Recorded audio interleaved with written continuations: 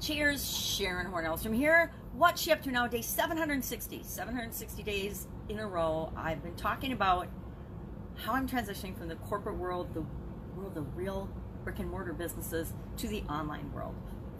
And I'm just documenting my journey every day. Why am I documenting my journey? Why do you care? Well, because I want you to learn the lessons I have and not make the mistakes I have. And that sort of leads to today's topic on my Supersize Your Business post. I was talking about the expression, name is mud.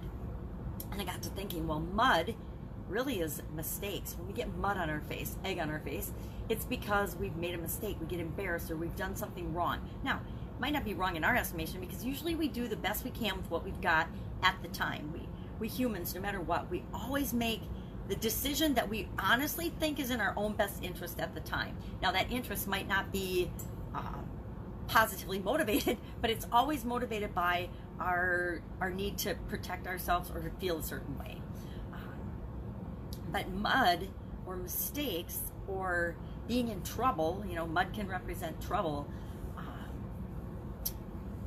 and sometimes it can make us think that we're doomed or that we're possibly worthless, but it's not true. We all end up actually building our lives on a foundation of mud and all those mistakes, and if we use those mistakes as the foundation and the stepping stone to move forward and improve and move toward what we want in our lives and to be a better human being, then mud is a good thing, right? It's actually the base on which we build the life that we really want to create. So mud, you know, we think mud's dirty and mucky and yucky, and you know, I was a tomboy, so I loved getting dirty and muddy when I was a kid, much to my mother's dismay, and I think that's probably why she said, Sharon, your name is Mud, a lot, and that's why I would tell my kids when they were in trouble, hey, your name is Mud. And usually it was when I dragged a bunch of dirt and stuff into the house after she'd cleaned from playing outside, right? And literally my name was Mud because I would have a lot of mud around me. But I actually really like this expression, and I didn't realize that I remember when I read it, I was like, yeah, I definitely have used this on my kids. I've definitely heard it as a child, not so much as a grown-up. You know, nobody ever says, hey dude, your name is Mud. At least I haven't heard that in my adult life that I can recall. They usually just say you're in trouble, or they'll call you names that start with four-letter word names or something, or sometimes longer than that, but usually it's some derogatory statement when people are upset with you or not happy with your performance in any way, shape, or form. But I like the expression because it really for the lesson in every situation, and realize that we're human, we're going to make mistakes. We're going to make mistakes that we think are mistakes, but we're always judging them after the fact, right? When we do it, we don't know it's a mistake, and we don't necessarily even consider the consequences of our choices and our actions. But then we find out, oh my God, that was a stupid mistake. I just recently found out about a mistake I made a decade ago that I didn't even know I made, and so I found out about a mistake a decade ago. I made this mistake, and I'm like, all right, well, that was 10 years ago. I don't know how to fix that. I didn't even know it was a mistake till now. What do I do about that? And so I think that's why I'm liking this expression, because I feel like I'm in a little bit of trouble, but I'll figure out an answer. But I also know I didn't know at the time. I thought I was doing the right thing, and it only turned out that 10 years later I discovered that I had made a mistake. Well, you know, how do I learn from that? Well, I learned that next time I don't necessarily trust that everything is awesome and okay, but how do you do that? How do you go back and think of a 10-year ago thing that you did wrong, that you didn't know was wrong, and now all of a sudden it's wrong? It's kind of like when the laws change, right? Or when the rules and the regulations change in manufacturing. I'm in manufacturing a lot, and the way we do things and the guidelines and the rules like OSHA and FDA and USDA and all the government regulations, think taxes. What we can do some years is illegal to do other years, right? What we can do with respect to safety and food safety and things changes over time, and the regulations become more detailed and more strict. And what you might have been doing in your business, in your organization, or in your life was fine, and then as things change, times change, technology changes, what you're doing ends up being wrong. and you might or might not know about it, right? I hate the ones that I didn't know about, and then I'm like, okay, well, what's the lesson learned here? The lesson is you can't know what you don't know, right? Sometimes we beat ourselves up for thinking we should know things that we have no way of knowing. I had no way of knowing that the thing I did was a mistake, and if somebody would have told me and flagged it, I could have fixed it right back then. But since I was not, and everything went along smoothly as it normally should have, given the thing I did, I'm like, okay, well, what do I do now? Because now I have to get someone else to help me fix that, because things have changed and I didn't know it was a mistake in the first place. Anyway, this is a really convoluted way of discussing something. But if we make mistakes, as soon as we realize that we've made a mistake, we want to look for the lesson in that. What did I learn from that? Well, I learned that I should get expert advice in certain situations, whether I think I need it or not, right? Hello. I should get other people's opinions on things and decisions sometimes, whether I think I need it or not. And that's just a big lesson to learn. I should, there's all kinds of shoulds we should do, right, in our own estimation. But the biggest thing is know that we're going to all have challenges, and we're going to all make mistakes. We're going to all make the wrong decisions. We're all going to have failures. But if we use those failures as stepping stones to move toward what we want, to become the person, to build and create what it is that we want in our lives. I'm usually talking about businesses because I've worked with people that build businesses, me included. The only way we're going to get there is by taking action, doing things, and then realizing, okay, well, that result wasn't what I wanted, so I'm going to learn to not do that again. I ran an ad in the newspaper once that I thought was going to bring all these people to my manufacturing business, and all these, because I was doing a hiring thing. And I got lots of people, I got lots of applications, but out of hundreds and hundreds of applications, there were 2 people that were qualified. Well, because the mistake I made is I hadn't written the ad with enough detail and specifications so people really knew and understood what was required. So then I learned from that mistake, and the next time I ran an ad to hire people, I did a much better, more detailed job. So I filtered out the people that weren't qualified, and I only really got the people that we wanted and weren't qualified. That was a lesson I learned in corporate America and on my own. In corporate America, one time we had to hire 36 people for an entire department that I ran because we had immigration and verification challenges with several of our employees in that department. And we gave them months to verify their citizenship, but they didn't do it. And so on a certain date, INS and all the powers that be said, all of these people need to be let go, or we are going to come in and we're going to take them anyway, and there's going to be a big mess, which is, I can't believe I forgot about that until just now. That was something that was outside of my control, but it was in my control to hire that. Well, we put out ads to replace those people. We got 5,000 applications. We're like, how on earth are we ever going to go through 5,000 applications for 36 positions? And that was another example of learning that you have to be really clear and specific about what you need and who you want to attract and what you want in order to make your job a whole lot easier.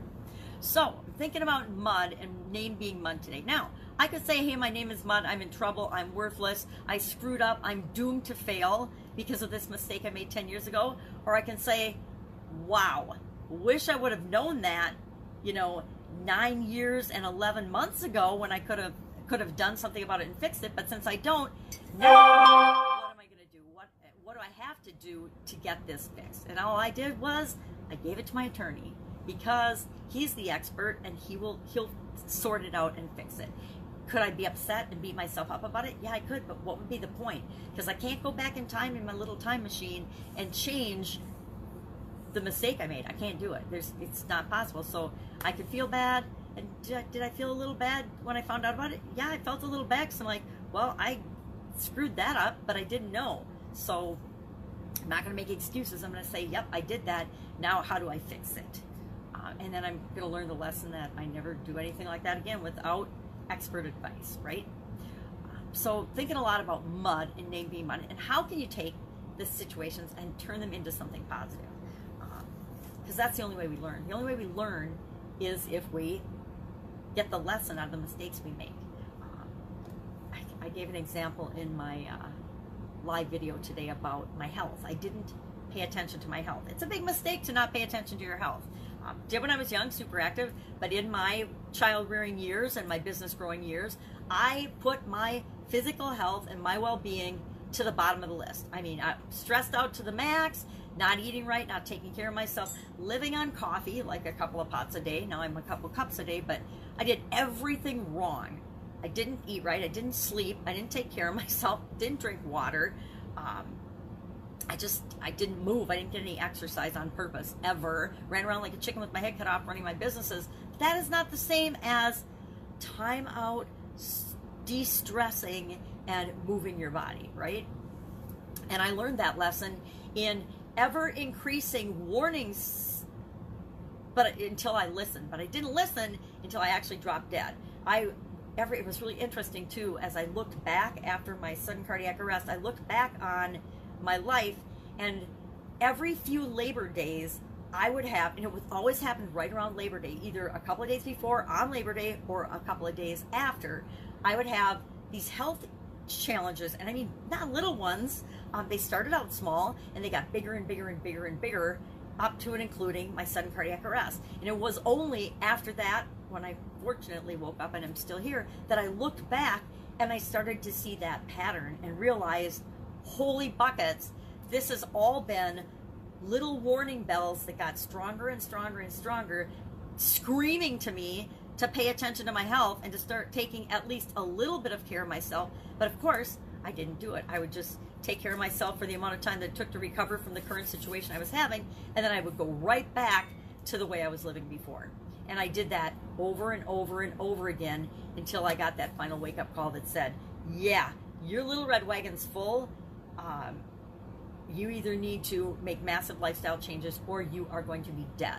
And I looked at the statistics for people that have heart events, and it was very grim and very dismal if you didn't make massive lifestyle changes. And I read that sentence somewhere, and I latched onto that with a vengeance, and I made lifestyle changes, massive, much to many of the people in my life's dismay, right? Massive lifestyle changes involved other people, and the way I prioritized what I needed to do to survive and live over, running certain types of businesses, relationships, and ruffled a lot of feathers that I was going to take care of myself. Now, people that love and care about me always said, hey, why are you not taking care of yourself? But I was doing what I thought I should do. How many of us get into the should trap where you're in a job, you hate it, and they're done that. Didn't hate it, but I knew it didn't feel right, didn't fit for me. And you stay, and you stay, and you stay, and you stay, because you feel you have to. I have to make the mortgage payment. I have to make the car payment. I've got to put food on the table for the kids and me. I've got to do whatever. And we get ourselves trapped into believing that we don't have any options, when the truth is our options and the opportunities for each of us are actually unlimited, and they're only limited by what we will allow ourselves to see and by our imagination. So what else is going on? Challenges. Always working on challenges. I'm working on my own live challenge workshop, which will be March 23rd. Starts March 23rd. It'll be actually a 10-day period, but it's a 5-day challenge. A 5-day challenge, 4-day bonuses. I am following some formats that I've learned from other people that I really, really like, and kind of altering the way I actually deliver my challenges. I lost track. I was looking at my Reddit account yesterday to correct, I had forgot that I didn't know you had to moderate, and so I have 4 groups on Reddit, and I wasn't moderating any of them, so they all got frozen just under 2 weeks ago, but I was busy not paying attention, because I don't really go into Reddit very often. So last night I had to do some massive moderating on my big screen TV through my Reddit accounts, and I realized I have challenges in there that I didn't even remember doing. So I've definitely been doing lots of challenges for a long, long time. And so the live challenge workshop will teach other people how to use challenges to get the results that you want faster than you can actually even imagine possible. You can get results in days that take other people literally years to achieve in challenges, if you set your challenges up and you use them to motivate and move you and drive you to action. And I teach people exactly how to do that. I've done it a couple of times before, but now I'm just kind of tweaking and formalizing, cleaning up how I deliver that message. I'm also doing Michelle Verog's challenge, Content Crushers Challenge, because I love what she's doing with it. She's actually gamifying it and added a spy theme to it, which is really fun. One Funnel Away Challenge, week 2, day 4 today. just kind of following along with that, not literally doing that whole challenge. That's a big challenge. I've done it 4 times before, so I don't feel the need to dive in and do all the activities again. I'm just tweaking and helping a few other people with things on that. Day 6, I believe, of my Fast 16, where I'm just trying with myself as my own science experiment, the 16 hours of fasting versus an 8-hour window of eating every day. I haven't even done it for a week yet, so I can't even decide if I like it or not, if it works for me. It works for me pretty well because it just reminds me, hey, after 8 o'clock at night, do you really need those caramels? Do you really need that, whatever it is that I might want to grab? And what I've learned the most so far about myself is when I get tired or bored or frustrated, the first place I head is the refrigerator or the pantry, which is ridiculous. And so it's a matter of just breaking myself of that not so great habit, right? Because if I don't take care of myself, my ICD will go off and I will be not a happy camper. So challenges, what other challenges have I got going on? I'm finished up like 2 or 3 from last week. There's a few more going on that I'm just observing and watching, but I'm not doing them. I'm kind of running out of time to do other people's challenges. I love doing them. They're fun. I like to see what other people are doing, but it's more fun to do my own and to create my own for people than it is to do other people's. And I think that people that join the live challenge workshop will find that too. Once you start doing your own challenges and setting them up for the people that you want to be interacting with and serving to create and get the goals and the results that you want, you don't really need to go do other people's anymore. You're like, okay, I see why you're doing that. That's great. You know, or you might observe and watch and learn some lessons from other people doing them, but you don't need to like be doing all of them. It's kind of like when you go from offline to online, which is a big lesson I learned. You get it online and you take a course or a training, and then you think you have to take another one and another one and another one and another one. You think you have to follow everybody on social media, and then you start comparing yourself to others and getting frustrated, and you realize, I need to stop doing this. I need to stop, number one, looking at other people's stuff and feeds, comparing myself to that, because whatever you come up with, whatever idea, whatever your genius zone is, I guarantee as soon as you commit to, I'm going to do this, all of a sudden you will notice everyone else on the planet that's doing it, and you'll think, well, why should I do this? How do I measure up? Who am I to lead this course on stress? Who am I to create this product of how to grow and build and supersize your business? Who am I to do whatever? And you always find people that are way more successful than you, but you know what? You're not seeing their entire journey along the way. So comparing yourself to them is ridiculous and fruitless, because we have no idea. We only see the tip of the iceberg on any other human being, right? Even when you're married to them, you know, your significant other, you don't know them. You don't know how they think and feel inside. We just know the tip of the iceberg of any other human being, and we do the best we can. So don't ever compare yourself to others. And I'm reminding myself that as much as anybody else, because it's easy to look and say, oh my God, look at all these other people that are doing challenges. There's thousands of people doing challenges. Why would I do a challenge? Well, if I would have said that, I never would have done one, and I never would have gotten the results, mostly for myself, that I wanted and desired along the way, but certainly wouldn't have gotten results for any other people as well.